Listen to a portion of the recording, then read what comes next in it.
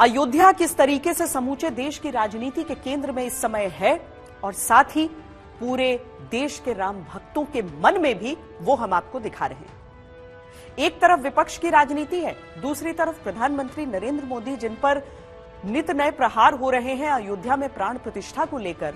उन्होंने ये निर्धारित कर दिया कि वो केवल प्राण प्रतिष्ठा समारोह का हिस्सा नहीं हो रहे हैं, बल्कि इसके लिए 11 दिनों का अनुष्ठान करेंगे और उसकी शुरुआत उन्होंने कर दी। मेरी प्रार्थना है कि आप भी मन से मेरे साथ जुड़े रहें।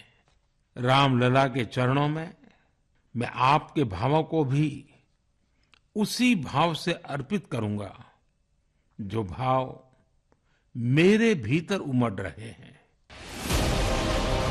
विपक्ष का आरोप है कि बीजेपी मंदिर पर राजनीति कर रही है। पीएम मोदी ने 140 करोड़ जनता से आशीर्वाद मांग लिया। जब 140 करोड़ देशवासी उस पल में मन से मेरे साथ जुड़ जाएंगे और जब मैं आपकी ऊर्जा को साथ लेकर गर्भगृह में प्रवेश करूंगा तो मुझे भी एहसास होगा कि मैं अकेला नहीं, आप सब भी मेरे साथ हैं।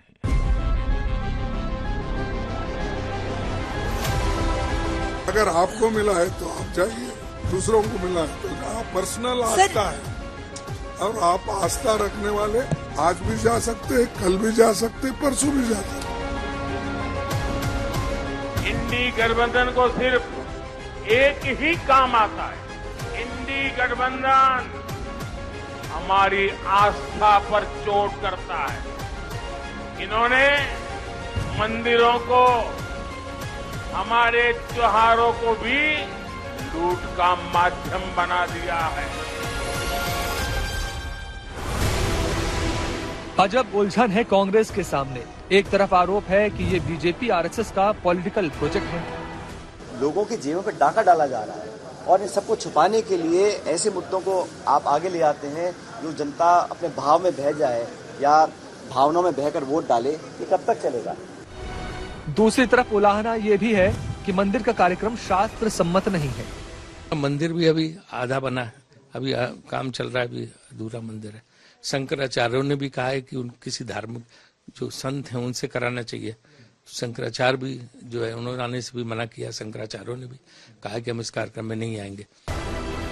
तीसरी तरफ कांग्रेस में धीरे धीरे उठकर खड़ा होता है वो वर्ग जो राम मंदिर के मुद्दे पर पार्टी से अलग लाइन लेता दिख रहा है।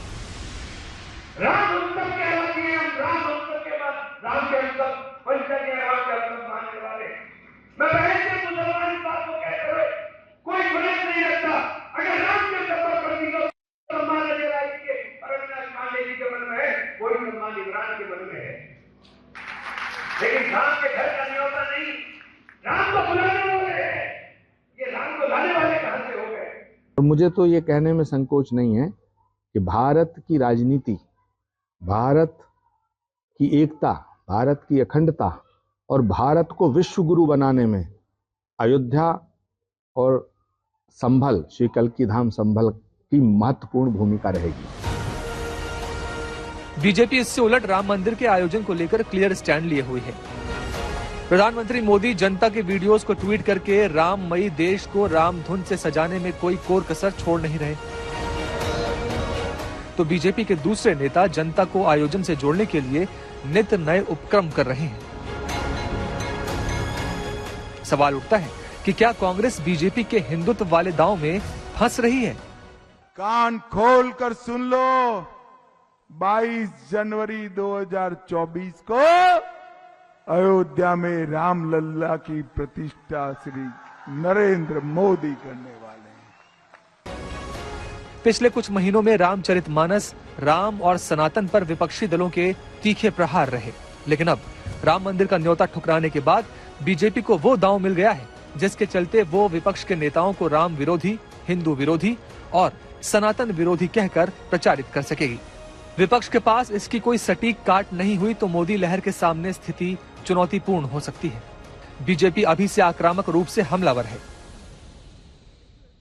वो चाहते ही नहीं है कि राम राज्य हो भारत में, वो सब रावण राज्य चाहते हैं। तो वो लोग तो समय समय पे जैसे असुर विघ्न बाधा पैदा करते थे संतों महात्माओं मुनियों के यज्ञ में, वैसे ही लोग यज्ञ में बाधा पैदा करने वाले हैं। बयानों के अलावा बीजेपी पोस्टर्स के जरिए भी विपक्ष को जमकर घेर रही है और जनता के बीच राम विरोधी होने का संदेश भेज रही है। प्राण प्रतिष्ठा कार्यक्रम के विरोध पर विपक्ष बचाव की मुद्रा में है और आस्था के सवाल को राजनीति से अलग बताकर बीजेपी को घेरने की कोशिशें कर रहा है। लेकिन बीजेपी को भी एक मुद्दा मिल गया, हिंदुत्व की राजनीति को चमक देने का। ये प्रोग्राम इतना एक धार्मिक प्रोग्राम है, धर्म के नाम पर सबकी आस्था है। उस ढंग की अगर इसके अप्रोच होती प्रोग्राम की तो ज्यादा बेहतर होता देश के लिए। प्रभु दारुण दुख दीना ताकि मति पहले हर लीना, अगर उन्होंने निमंत्रण को ठुकराया है तो जनता उनको ठुकरा देगी, क्योंकि निमंत्रण कोई भाजपा ने नहीं दिया है, सरकार ने नहीं दिया है, उसे श्री राम जन्मभूमि तीर्थ क्षेत्र ट्रस्ट ने दिया है और उसे नकारना निश्चित तौर से यह रामद्रोही जो उनका आचरण है वो प्रकट हो जाता है। प्राण प्रतिष्ठा के पश्चात बीजेपी चुनाव से पहले करोड़ों हिंदुओं को रामलला के दर्शन कराने का बीड़ा उठा चुकी है। इसके लिए बड़े स्तर पर तैयारियां भी हो चुकी हैं। यानी विपक्ष के सामने राम मंदिर के न्योते को ठुकराने का सवाल और बड़े पैमाने पर सामने आना बाकी है। जो वो कह रहे हैं उनको कहने दो यार, सीरियसली क्यों लेते हो उनके पास, वो खुद पछताएंगे अगर नहीं जाएंगे, छोड़ो यार। 1992 में कांग्रेस की सरकार के प्रधानमंत्री रहे नरसिम्हा राव ने एक इंटरव्यू में कहा था कि बीजेपी से तो लड़ा जा सकता है लेकिन राम से कैसे लड़े।